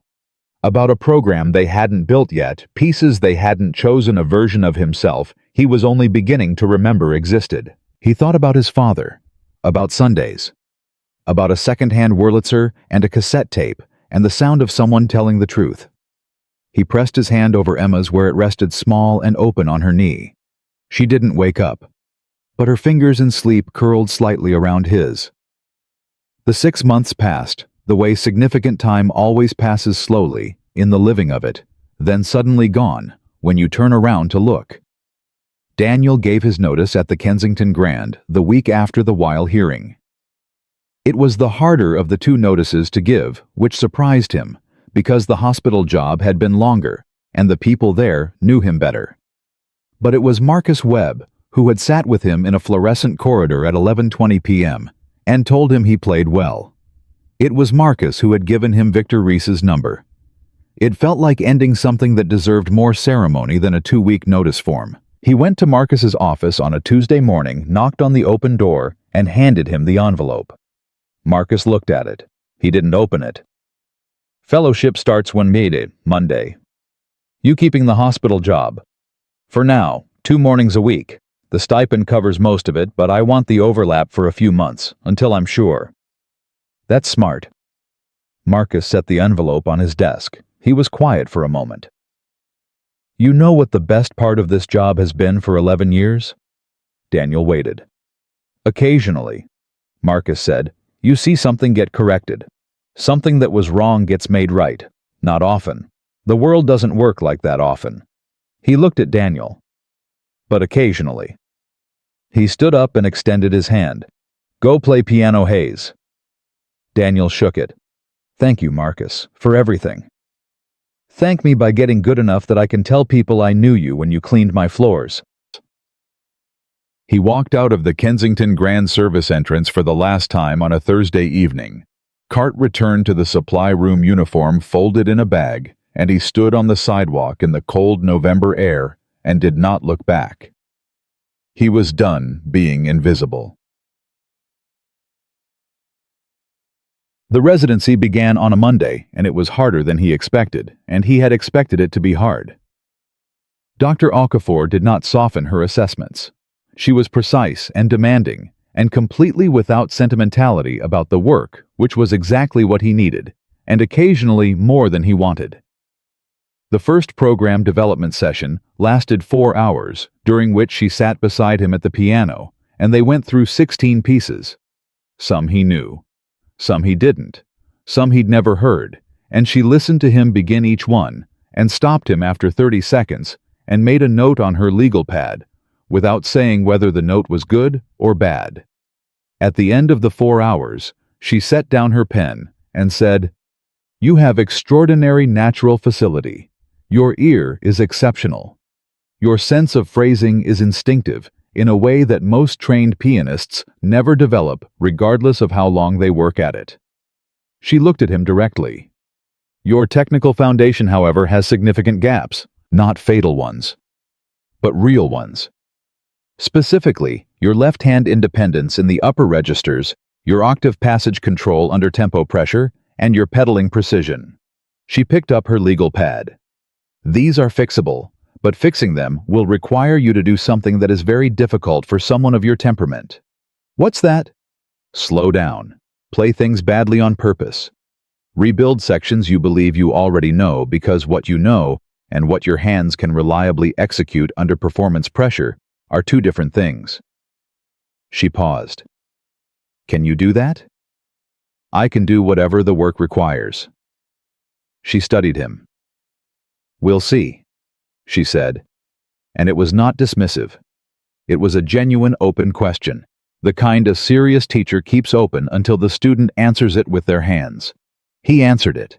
He came in 5 mornings a week. He practiced 2 to 3 hours before the residency sessions and stayed after when the schedule allowed. He played scales. Actual scales, the foundational work. The thing every serious pianist does for their entire career, regardless of ability, for 40 minutes every morning before touching repertoire. Because Dr. Okafor had told him to, and because he'd learned enough to understand that the work he couldn't see was the work that held everything else up. He played things badly on purpose. He deconstructed passages he thought he owned and found the places where confidence had been covering imprecision. He rebuilt them slowly at half-tempo, quarter-tempo, the way you repair something carefully when you want the repair to last. It was in the way that only truly difficult and meaningful work can be the most satisfying thing he had done in years. Maya came down from Columbia on the 3rd Saturday of November and sat in the practice room while he worked through the Schubert for 90 minutes. She didn't speak. She sat cross-legged in the chair against the wall with her coffee and her graduate-level econometrics textbook open in her lap, but she didn't read it. She just listened. Afterward, walking across the Columbia campus in the cold, she linked her arm through his and said, "You sound different than you did at the hearing. Better or worse? More certain. Like you trust it now." She leaned her head briefly against his shoulder. "Are you happy?" He thought about it honestly, the way she'd always required him to. "I'm working harder than I've ever worked at anything. I'm scared most of the time. The residency is harder than both my old jobs combined, and it doesn't pay half as well yet." He paused. "And yes, I'm happy." "Good." She squeezed his arm. "Also, I found a room in a grad student apartment share off 120th Street. Shared kitchen, my own room, $600 a month. My TA stipend covers it." He stopped walking. "Maya, I know what you're going to say. I told you I'd handle, and you did handle it all year, and now I have a stipend and a room, and I don't need you to." She turned to face him. She was 22 years old and wearing a coat 2 sizes too big that she'd bought at a Goodwill when she was 19 and refused to replace. And she looked at him with the particular combination of affection and exasperation that had characterized their relationship since she was approximately 4 years old. "Danny, I need you to let me stand up on my own. Not because I don't want your help, because I want you to know that everything you sacrificed to get me here, it worked. I'm here. I'm standing." Her voice caught slightly on the last word, just enough. "So you go do your thing, and I'll do mine. Deal." He looked at her for a long moment. "Deal." he said. She hugged him quickly, fiercely, the way she'd hugged him since she was small. Then she pulled back and said, "Now tell me about the recital program." Dr. Okafor sent the preliminary list to the fellowship coordinator, and I may have gotten my hands on a copy. Maya. Beethoven Opus 109, the Schubert II Chopin Nocturnes, and something new she hasn't told you about yet. She looked pleased with herself. What's the new piece? I don't know yet. She said she'd tell me when I was ready for it. Mysterious. She fell back into step beside him. I love her already. Warren. He found out what the new piece was in early December on a Tuesday morning, when Dr. Okafor came into the practice room, set a score on the music stand without explanation and said, "Play through the first page. Slowly. Don't try to make it anything yet." He looked at the score. Brahms. Intermezzo in A Major Opus 118 No. 2. He had heard the piece before he knew it, the way you know a song you've encountered in passing, enough to recognize, but not enough to inhabit. He looked at the first page and understood immediately why she had chosen it. It was in its own way the Schubert's older sibling, lyrical contemplative, demanding the same quality of presence, but with a harmonic complexity that asked more of the hands and more of the understanding. It was, he would later think, the right next step. A piece that built on what he already had while requiring him to grow into something he didn't have yet. He played through the first page slowly. Dr. Okafor listened with her arms crossed, head slightly tilted. When he finished, she said, "What do you hear in it?" "Gratitude," he said without thinking about it first. Like someone at the end of a long life looking back at the things they loved. She was quiet for a moment. Brahms wrote it at 63.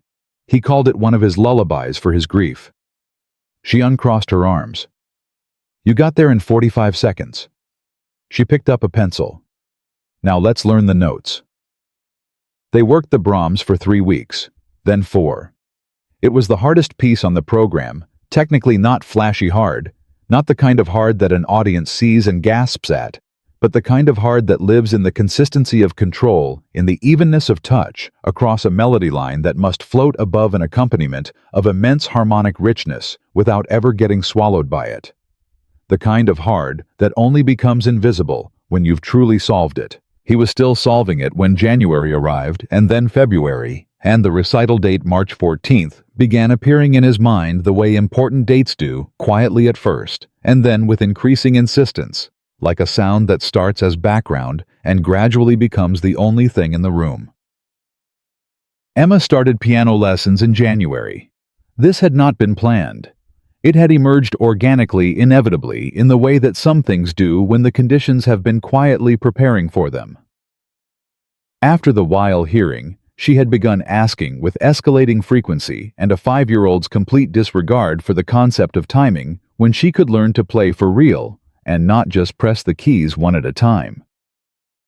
Daniel had talked to Petra, who had recommended a teacher, a patient warm woman named Ms. Caldwell, who taught beginners out of a studio on Amsterdam Avenue.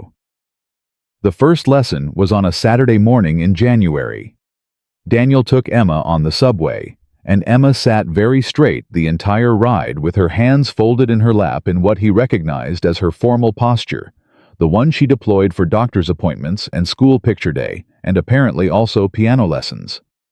He sat in the corner of the studio while Ms. Caldwell showed Emma where middle C was, and Emma pressed it with one finger and listened to it sustain, and nodded with the expression of someone confirming a hypothesis. On the subway home, Emma held his hand and said, "Is that how you started?" "Pretty much." "Did you press middle C?" "I pressed every key from left to right and listened to each one. It took about 20 minutes. Emma considered this. "I want to do that next time. I'll tell Ms. Caldwell." "Daddy." She looked up at him. "When you play at the big concert, will you play the one you played before? The one that was yours? The Schubert. Is it going to be on the program?" "Yes." She nodded. "Good. I want to hear it again." She leaned against his arm. "I've been thinking about it." He looked down at her. "What have you been thinking?" "That it sounds like Grandpa." She said it simply without drama, the way children sometimes arrive at the most accurate thing that adults have been circling around for months. "I never met him, but it sounds like what you talk about when you talk about him." He couldn't speak for a moment. The subway moved. The city passed in the windows.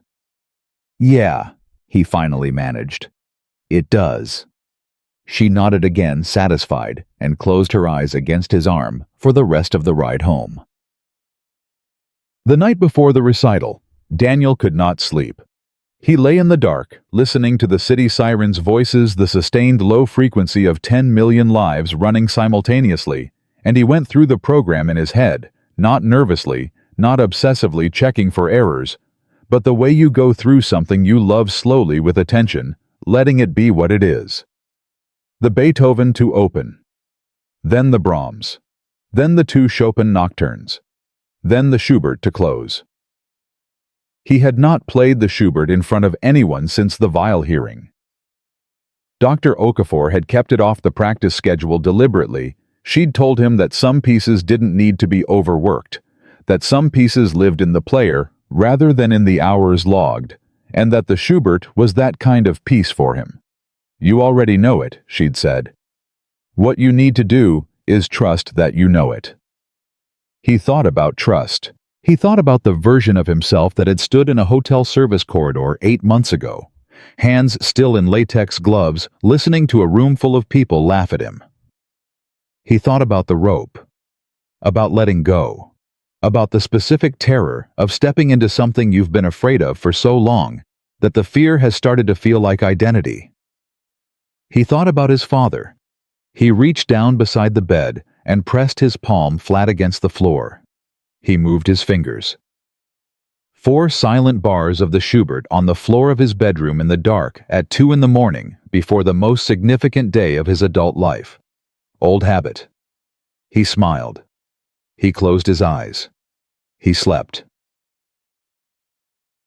The day of the recital arrived the way important days always arrive, ordinary in its details, extraordinary in its weight.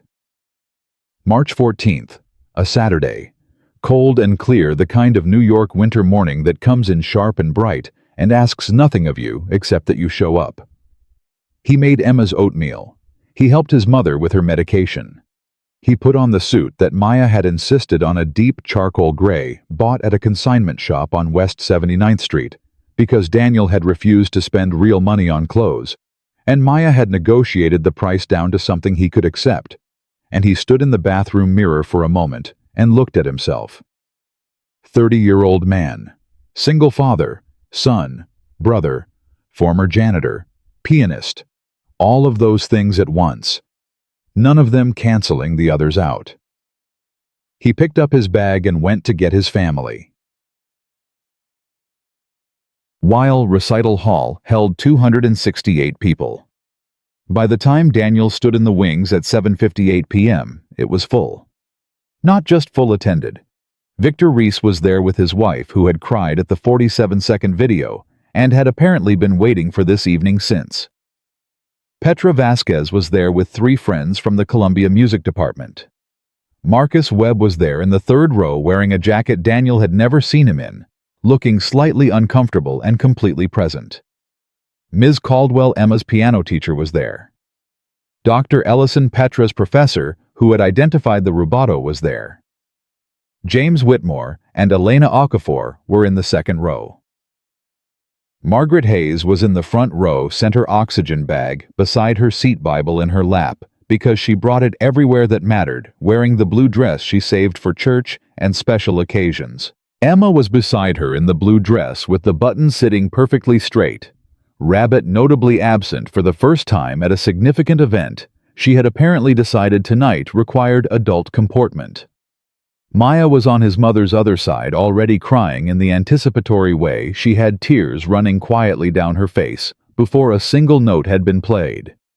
And in the 5th row, slightly right of center, Victoria Sterling sat alone, the same dark coat as the Weil hearing hands in her lap.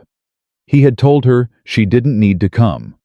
She had told him she needed to be there. He had accepted this the way he was learning to accept things that he hadn't planned for, not with suspicion, not with gratitude exactly, but with the simple acknowledgement that some people show their change not in what they say, but in where they show up. He stood in the wings and breathed. Dr. Okafor came and stood beside him. She didn't say anything for a moment. Then, "How are you?" "Ready." She looked at him. "Are you sure? Because ready and feeling ready are two different." Dr. Okafor. He looked at her. "I've been ready for 9 years. I just didn't have anywhere to bring it." She held his gaze. Then she stepped back and gestured toward the stage. "Then go." He walked out. The applause when he appeared surprised him, not its volume, but its warmth. These were not 200 people who had gathered to observe a curiosity the viral janitor brought in to perform his trick. These were 200 people who had followed a story, who had watched a man sit down at a piano in a hotel ballroom and refuse to be invisible, and who had come tonight to hear what came next. He sat at the Steinway. He adjusted the bench. He found the silence. He played. The Beethoven opened the evening the way Beethoven always does, with authority, with the sense that something important is being said, and the listener would do well to pay attention. He played it with everything Dr. Okafor had built into his hands over 6 months, the evenness of touch, the left-hand independence, the pedaling precision that made the harmonies bloom rather than blur. He played it the way you play something you have truly learned, which is different from the way you play something you have merely practiced. The Brahms came second, and the room shifted. With it leaned in, went quiet in a different way, the way a room goes quiet when music stops being impressive and starts being true. He played the intermezzo, the way he had understood it from the first time he'd heard Dr. Okafor's description. Gratitude, someone looking back, the lullaby for grief. He played it for his father, and for every year between the Wurlitzer and this room, for the folded-up silence, and the mop handles, and the hospital corridors, and the 5 a.m. starts, and the pull-out couch, and all the necessary, honorable, unglamorous years of keeping people alive and keeping himself moving. He played it for all of that without a single note of self-pity. That was the Brahms gift. It held grief without wallowing in it. It transformed loss into something that could be placed alongside beauty and made to coexist. During the intermission, he stood backstage, and Victor handed him a glass of water and said nothing, which was exactly the right thing. He went back out. The Chopin nocturnes, both in E-flat, the ones that breathed together like two halves of the same conversation, and the room breathed with them. He heard someone exhale in the third row at the resolution of the first nocturne's central section, the specific exhale of someone who didn't know they'd been holding their breath. And then the Schubert. He paused before it longer than the transitions between the other pieces. He sat at the keyboard with his hands in his lap, and the hall very still around him, and he did not look at James Whitmore, or Elena Okafor, or Victor Reese. He looked at Emma. She was watching him with both hands pressed over her mouth already, before a single note had been played, the exact same gesture as the while hearing, the same open, total, unguarded attention. He looked at his mother. Margaret Hayes had her eyes closed, and her lips moving, and her hands flat on the Bible in her lap, and she was already somewhere he couldn't follow, somewhere between this hall and the kitchen of a row house in West Philadelphia, and a Sunday afternoon, 24 years ago, that neither of them had known they were keeping safe for this night. He placed his hands on the keys. He played the Schubert Impromptu in G-flat major for his father, for his daughter, for his mother, for the version of himself that had pressed piano keys on kitchen tables at age 7 and not known why. He played it for Mr. Abernathy and for a flea market cassette tape, and for a man who had gone still in front of a running sink and said, "That's the sound of someone telling the truth." He played it for 9 years of silence. He played it the way water is shared openly without hoarding, without protecting it from the air. The final chord, the sustain, the silence. And then the hall came up all at once, not the gradual building of applause, but the immediate, unanimous standing kind. The kind that happens when 200 people have the same response at the same moment, and none of them wait. He heard Maya somewhere in the front rows no longer crying quietly, but outright the way she cried when she was 22, and calling from a payphone to say she'd gotten into Columbia.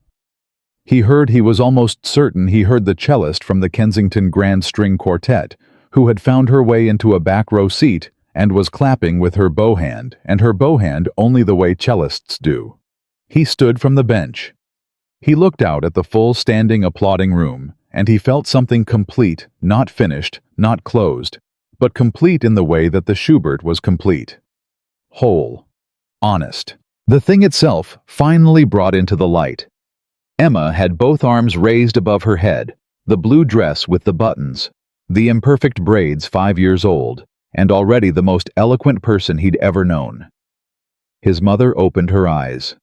She found his face across the full hall, across the standing crowd, and the noise and the light, and she simply nodded. Once, slowly. The nod that meant she had prayed for something and watched it arrive.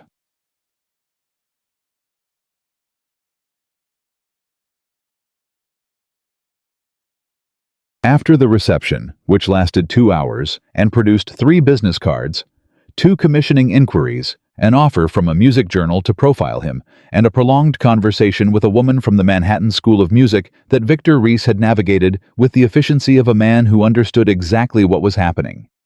After all of that, they went home. The 4 of them: Daniel, Emma, Margaret, Maya. They took the subway, the way they always took the subway, close together, in the late-night car, the city running past the windows. Emma had fallen asleep against Margaret, one small hand still slightly raised from the habit of clapping the blue dress slightly rumpled now. Maya sat beside Daniel and leaned her head against his shoulder and didn't speak, which for Maya was an act of profound communication. He looked at his family in the late-night light of a subway car: his mother, his sister, his daughter. The oxygen bag. The Bible. The too big Goodwill coat. The small crease in Emma's braids where they'd loosened from the evening. He thought about everything that had brought them to this particular seat, on this particular train, on this particular night. He thought about broken glass on a ballroom floor, and a woman with a diamond ring, and a challenge that had been meant to diminish him, and had instead, in the way that cruelty sometimes does, when it encounters something it underestimates, done precisely the opposite. He thought about his father. Robert Hayes had never played Carnegie Hall. He had never played anywhere except his own living room and the occasional church basement, and once memorably on a portable keyboard at a family reunion in 1997. He had been in the world's accounting a man of no particular musical significance, but he had played with his whole self. He had played as if the music mattered. He had played for his family and his block, and the pure private satisfaction of doing the truest thing he knew how to do. And he had passed that trueness to a boy who pressed silent keys on a kitchen table and didn't know why.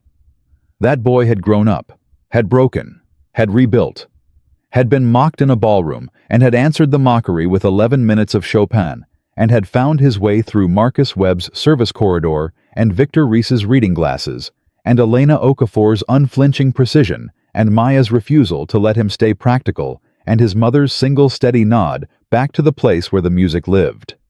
He was home. Emma stirred slightly in her sleep. Her fingers moved against her grandmother's arm. Playing, Daniel thought.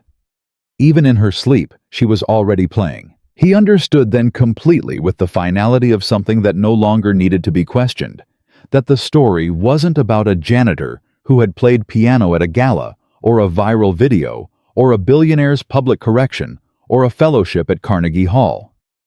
It was about a boy who had inherited something true from his father, and had hidden it out of fear and necessity and grief, and had finally, standing at the end of a rope in a hotel ballroom, with nothing left to lose, brought it back into the world where it belonged. Some things that are buried stay buried. Daniel Hayes had proven in front of 200 witnesses, and 42 million more, that talent is not diminished by the dark, that it waits patient and intact for the moment when the hand that carries it finally decides that the world deserves to hear what it has always known. He had decided, and the music had answered.